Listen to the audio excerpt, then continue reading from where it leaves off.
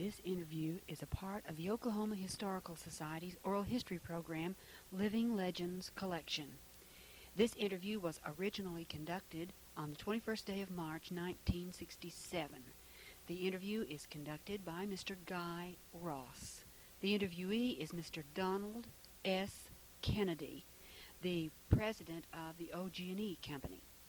This interview is being re-recorded on March the 15th, 1985 for inclusion in the permanent collections of the oral history program by Judith Michener.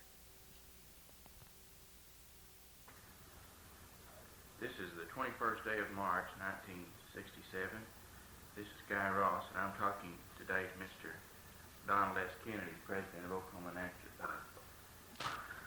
Gas and Electric, and I hope you'll forgive me for that slip there. Well, that's difficult to forgive that, but I will endeavor to do so. Do you want to start back then with 1889? In talking about the electric business in Oklahoma City, it has a very interesting history. As a matter of fact, in April 1889, the first electric company was formed to serve Oklahoma City. It was supposed to produce water power and generate electricity from the falling water in the Canadian River. The name of the company was the Oklahoma Ditch and Water Power Company. As the name implies, it was concerned with bringing water from the river to the heart of Oklahoma City to furnish power for mills, manufacturing companies, and the electric generating station. The dam was built only 3.5 miles southeast of the plant, and it took 6 miles of canal to cover the distance, which cut off about 15 miles of the river. The ditch was 32 feet wide at the top and 22 feet wide at the bottom and 10 feet deep. It achieved a fall of 32 feet. This was a very gigantic undertaking for those days because there were river crossings and canal crossings and various other problems that had to be solved. But the canal was finally completed, and it was decided that the electric service would be turned on Christmas Eve. This turned out to be a very bad mistake because the water was turned through the canal and the generator started. The lights barely came on, and then all the rest of the water sank into the sand of the canal, and they were never able to run the plant again. This was a substantial loss to the promoters and a very great setback to Oklahoma City, which had expected to be one of the early cities in this area to have electric service. So after about 2 years, it was decided that they would install a steam electric plant. This plant was to cost $20,000. It's interesting to mention that the plant we're building now costs $30 million, which gives an idea of the growth and the size of the two plants. The second plant was completed with considerable amount of difficulty, but did operate, and it started generating electricity finally in September 1892. The rates were very high and the service was bad. As a matter of fact, on Saturday nights, all the service north of 2nd Street was discontinued so that the lights in downtown could be kept on. And on street lighting, every moonlight night, the street lights were turned off to let the moonlight light the streets without using the electricity. So things went on for quite a while, and finally, about 1902, the Oklahoma Gas Electric Company, the present corporate name of our company, was formed and purchased all the other stockholders out of the original companies, which had been several by that time. A new franchise was secured, and the company thought that it was going to start off very well. The lines were quite small, and so the workers, as a matter of fact, the head lineman got paid 10 cents per hour. He drove a horse and wagon, and one man was able to do almost all the repair work that was needed to operate the whole system. As a matter of fact, the street lights were carbons, and each day the carbons had to be replaced. This one man who was paid 10 cents per hour got around to doing that. He worked 10 hours a day, 6 or 7 days a week. The payroll in those days was very interesting because about the top payment that was made to the superintendent of the whole operation was $100 per month, and he was supposed to work 7 days a week. In any event, the company did go forward, and so in 1902 it had gotten so that it was able to serve about 7,000 incandescent bulbs in the city of Oklahoma City, and also it had a certain number of street lights. Then things moved forward until it was decided that a new franchise was needed, and so in early in 1903, this was voted on by the people, and the rates were set in the franchise, which is rather interesting. It was the rates for residential service were 11 cents per kilowatt hour, and for prompt payment of the bill, 10% discount was allowed. This meant that all the residential use cost 9.9 cents as compared to today, where the average price is 2.5 cents per kilowatt hour. In any event, the company moved along, and Oklahoma became a state, and shortly after Oklahoma became a state, the company started paying common dividends.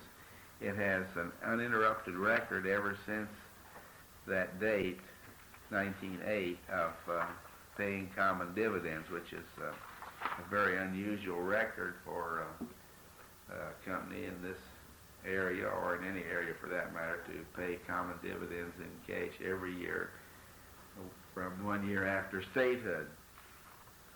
So it moved along until in 1909 the company was becoming more prosperous, and they had a construction budget which was considered fantastic for those days, of $294,000 for the year. It's interesting to note that the construction budget of the company this year is approximately $39 million. But probably it was easier for us to raise the $39 million than it was for the company in those days to raise less than $300,000. In looking over the old records, we found that by 1912, the wage scale was something like this: engineers $108 per month, laborers $50 per month, linemen $94 per month, auditor $200 per month, groundman $50 per month, ledger clerk $60 per month, treasurer $200 per month, and vice president $300 per month, and president $500 per month. These were rather interesting salaries for those days,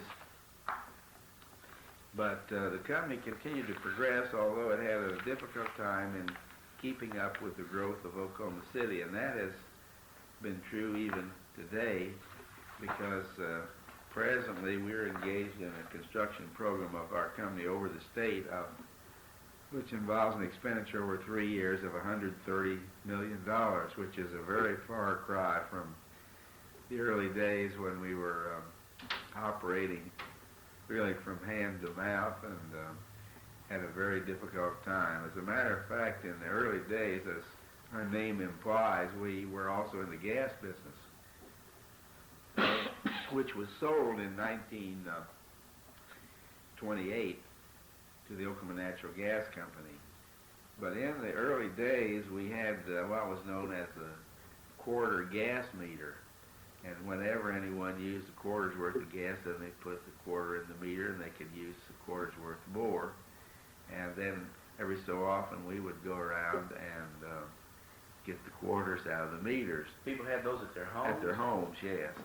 They were something like slot machines, you see, and of course, we had such a hard time in those early days that they would have to send the men out on Friday to get enough money to pay everybody off on Saturday, even though maybe there would only be 1/4 in the meter, maybe 2, but everybody's home had a gas meter in it.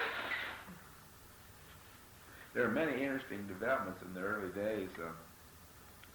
The word got around Oklahoma City that if you would set your electric iron on the electric meter, it would not run as fast. And so many housewives kept their electric irons on the electric meter. And so when the meter reader went around to read the meter, they would have to keep the door locked and move the iron from the meter, and then let the meter reader in to read the meter. But of course, that didn't really mean anything anyway. But this rumor was around, and everyone thought that there was something to it. So there are quite a few interesting stories about the early days. One of our studies was whether we should use horses and wagons to set electric meters, or we should use electric cars. And this is quite interesting because of the recent talk about electric automobiles again. We made a very detailed study of that and reached the conclusion that electric cars were cheaper than horses and wagons. Involved in that study was, of course, the cost of shoeing the horses, hay, oats, and depreciation on the horses. In other words, the horses didn't last too long either. So this study was very convincing and proved that we could set meters almost half as expensively by using electric cars. And now, since Ford Motor and General Motors and all the big manufacturers are studying electric automobiles again, and maybe history will repeat itself and we'll all be back with using electric cars, at least in the city, sometime in the next 5 or 10 years. I think that the story of the Oklahoma Gas and Electric Company is really the story of the saga of the Southwest, because our predecessors met about every industrial problem, and they were very resourceful in solving these problems. And so I think they did give us a good start on the company as it stands today. Its growth is almost unbelievable, because by the end of this year, we'll have a gross investment of something near $500 million and about 2,700 employees and sales of well over $100 million a year. And this is something that our early founders could never have possibly imagined, no matter what wild dreams they might have thought up. They couldn't have ever possibly thought of the things that would lead to growth of this type that we're enjoying today. And the amazing thing about it is that it's all been indigenous to this area. To this area, that's correct. I'd like for you to say a few words about when you came with Oklahoma Gas and Electric, and you came in the 1920s, did you not? That's correct. I graduated from the University of Arizona, and in those days, they didn't have recruiters going around institutions of higher education to see about hiring employees. It was the other way. The graduates had to get out and find a job themselves, and so I wrote to several companies about getting a job when I graduated, and the only answer I received was from Oklahoma Gas and Electric Company. And the answer said that if I would come here and wanted to go to work, they would have some kind of a job, although they didn't know what it would be or how much I would get paid. And I had never been in Oklahoma, of course, and so my family, who lived in Indiana, thought it was very peculiar for me to do this and didn't want me to come to Oklahoma. But I did, and started working in various accounting and economic positions, because I had graduated in accounting and economics. And over the years, where I had many opportunities to have different positions in the company, and in 1941 became the treasurer, and then vice president, and in 1949 president and chairman of the board. As from a human interest standpoint, I'm wondering what your first impression of Oklahoma Gas and Electric Company was when you came here. Well, it was, of course, it wasn't as big as I had hoped it would be. The sales then, I think, were about $5 million a year, and as I said, they've now passed $100 million, and so I was a little disappointed in the size, but I had made up my mind I was going to stay here regardless, so I never did worry about that much. You came, it's very interesting that you wrote to these places and came here just kind of in a daring way, never had been to Oklahoma before.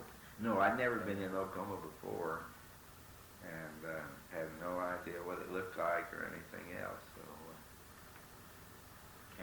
came to stay, and now been yourself quite a success story. I would also like to ask you, since you have been here and since you've been president of the company, I assume you've been much involved in Oklahoma City and have been part of the heart of Oklahoma City. And I'd like to ask your observations on the things that you would consider significant in the development of the city. Well, I think the most significant thing about the development of Oklahoma City has been the leadership of the people here. I would mention first E.K. Gaylord, and he has always furnished leadership. Senator Kerr was a real leader when he was alive, and Stanley Draper and many people who preceded Stanley Draper around the Chamber of Commerce, like Ed Overholser, and I think the important thing about Oklahoma City has always been the spirit of the people that lived here. It's always been quite impressive to me, and of course it's been my pleasure, for example, to work with, say, Dean McGee on the frontiers of science formation and on a great many civic and cultural enterprises like the Symphony, the Art Center, the YMCA, and a great many of these all came into being because of the strong leadership which Oklahoma City has always enjoyed. Did you, when you came to work in Oklahoma, did you come to Oklahoma City or to some other area? Well, I came to Oklahoma City first, and then for a few years worked at Muskogee, Oklahoma, and then came back to Oklahoma City. Would you have foreseen in those days that Oklahoma City would have been the city that it is today? Well, no, I don't believe anyone could have imagined that. The growth of the city and the growth of OG&E Would both been beyond your anticipation or anyone's anticipation. Can I ask you a question or two about your trips to Yes, of course. Russia? One of the interesting things as I read newspaper clippings and things in preparation for this was for me to have read the observations that you made from your trips to Russia. You went to Russia, as I understand it, as a cultural exchange. Yes. In order to inspect their power plant. Well, that was our real objective. These cultural exchanges were arranged by the State Department, and they have this organization called the World Power Conference that a great many nations belong, 62 to be exact. And I served on that committee and finally served as chairman for the United States for 2 years, and that involved visiting a good many countries all around the world with particular emphasis on the Iron Curtain countries. We made 3 trips to Russia. The first was in 1958, and we gathered quite a number of statistics there about the electric industry in the Soviet Union, and then we went back in 59. The reason we went back so soon was that we were very eager to go to Siberia because that's where they have quite large hydroelectric installations, and we wanted to go out there to see them, and they said in 1958 no Americans had been allowed in Siberia for 40 years. And we said, well, if you don't let us go to Siberia, you can't see things in the United States. And so finally they agreed if we'd come back the following year, we could go to Siberia. And so there were 10 of us on this committee, the 7 presidents of electric companies, and then the head of General Electric, the head of Westinghouse, and the head of Alice Chalmers.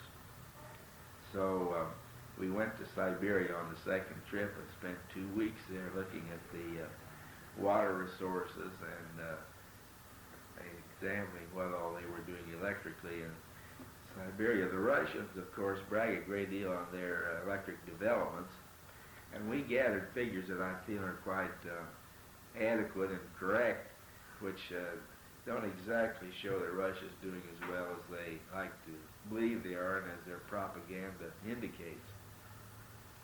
By way of comparison, the United States has as much electric power now as the next 5 countries put together, and that includes Russia.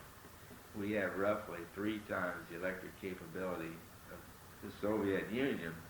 This is highly important because electric capability is one of the best industrial indexes you can develop. And so it might be interesting for me to suggest that many people in the United States feel that because the Russians have been fairly successful in space, they can do anything better than we can. Our observation indicated that their success in space has been at a great sacrifice in the living standards of the people, such as clothing, housing, food, anything you could think of is really not very impressive because they have devoted so much of their capability to space. They've also worked rather diligently on electric service, and it might be interesting to mention that just the first 10 countries in the world, the relative position of them in per capita use of electricity, I won't name them all, but the United States is over 5,000 kilowatt hours per capita per year, and Russia is 1,500. England, the United Kingdom, is 2,800. West Germany is 2,200. Japan is 1,400. France 1,700. Italy 1,200. But if we take just the United States compared to the Soviet Union, we are now producing over 1 trillion kilowatt hours a year, and they're producing about 346,000 million. In other words, we're just about 3 times what they are. And that is a source of great irritation to them, as I suggested. It might be interesting to mention one other figure, which is somewhat disturbing. The use of energy, of course, is important in any industrial economy, and so we tried to reduce the energy use to millions of tons of coal because various fuels are burned, like lignite and oil, gas, coal, atomic power, and so on. So reducing all those to millions of tons, the United States uses 586 million tons equivalent of coal a year. Russia 693. Red China 394. United Kingdom 286. It's very interesting to mention Red China as third position in use of equivalent tons of coal, because until about 15 years ago, Red China wasn't even in the top 20, and it has come from below 20 up to third now in use of equivalent tons of coal. And you might wonder where I secured these figures. They were secured from the Russians, because we can't get any figures that are accurate from the Red Chinese, and the Russians gave me these figures, so I'm assuming they're fairly accurate. I'm wondering, even though we're ahead of them, are they gaining on it? Well, I'd say they're gaining percentage-wise because they started from a low base, but the absolute difference between what we have and what they have is widening. In the total, we're gaining, but percentage-wise, they're gaining because they didn't start with very much. After our visits to Russia, we made another visit in 1961, and then after that we started going to the other countries. We went to Romania and Czechoslovakia and to Poland the next 3 years. So we secured quite a bit of additional information on the capability of the various satellites of Russia, as well as what we obtained in Russia. And this summer, as a matter of fact, we just received an invitation to go to Hungary. I do not know whether we'll be able to go on that trip or not, but it would be interesting to see what progress they've made, since it's now been about 2 years since we've been to an Iron Curtain country. Well, if I understand it right, you and your associates went further into Russia, probably, than anyone had anybody gone else. up to that time, and of course now Siberia's been open to a greater extent, but that time it hadn't been. And we met. That's when Mr. Khrushchev was in power, and we met him and had a chance to visit with him, and he said he didn't believe anything that we said was happening in the United States. We were just doing that for propaganda. And he said this business about saying people use 5,000 kilowatt hours a year per capita in your country, I know that's a lie, and you're just doing that to try to make the Russian people unhappy. And then he finally said, how do you make people use so much electricity? And we said, well, we just put up billboards and have advertising on the radio and TV and in newspapers. And he said, oh, you mean propaganda? We said, well, we call it sales effort. You can call it what you want to.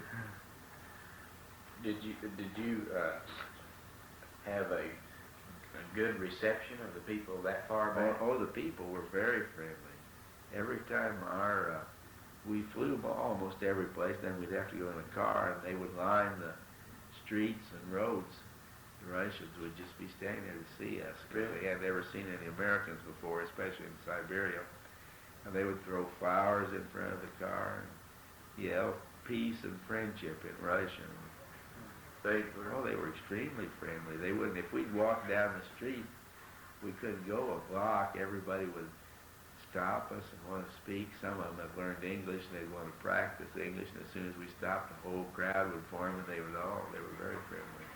Was it a different attitude among the leaders? Well, I think the leaders, yes, it was. I said to the leaders, these people are so friendly. And one of their leaders said, well, the children of the people don't know any better. What comparison could you make one between 1958 and 1961? There was a slight change, but they still don't have any automobiles, for example, to mount anything. I think the figure is something like this. In the United States, if everybody got in an automobile at the same time, we'd have about 2 people now in each automobile. And if everybody in Russia got in an automobile, they'd have 370 people. They practically don't have any automobiles at all. They ride on trucks and trains and buses. But now they're beginning to try to make an effort in that regard, although they haven't made any progress yet. Are the people, in your judgment, happy in Russia? Well, I asked quite a few of that, and they said, well, we're better off than we used to be. I think they were referring to when the czars were in.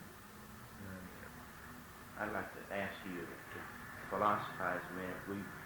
We're, I guess, in the period in history now that is peaceful coexistence with Russia. Do you think it'll last?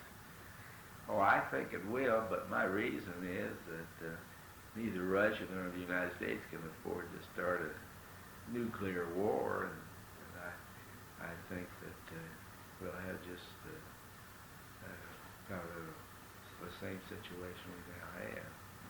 They will do things to annoy us, and of course their position is that we're doing many things to annoy them. For instance, we have missile sites in Europe which they think is quite bad because they want to get all those missiles of ours out of Europe, and we have them very nearly surrounded with missiles. So it works both ways. Well, as you have reflected back on the growth from the beginning of the power industry in Oklahoma and its fantastic growth, as we sit here in 1967, I'd like to get your observations on this tape of what you think the future.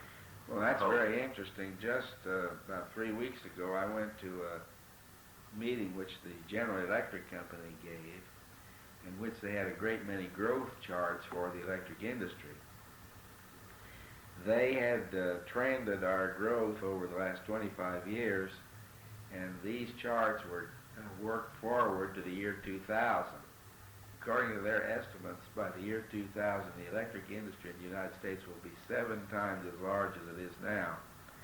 And if I translate that back to Oklahoma Gas and Electric Company, instead of having an investment of $500 million, we'd have an investment in the year 2000 of $3.5 billion, which seems incredible, but if you work this backwards 25 years, that's what our record has been.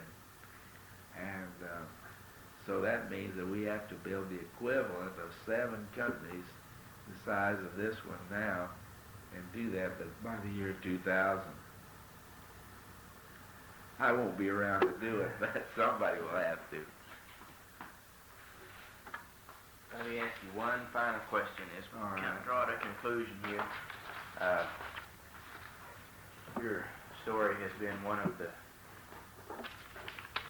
Let me ask you one final question as we All kind right. of draw to a conclusion here. Your story has been one of the real romantic type success stories in Oklahoma history in this time period. As you look back on this and forward to the future, what words of advice would you have for the students? Well, for students,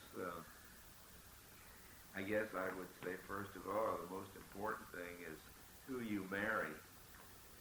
Wives can be most helpful in business success, or they can be a very great hindrance. So I would suggest, first of all, they ought to give careful consideration to who they might marry. After that, I suppose the next matter is that you can never quit learning. And no matter what business you're in, there are always changes coming on, and it's highly important to keep studying and try to keep up with the changes, which in our industry have been fantastic. That's very, very good. Well, it's been a very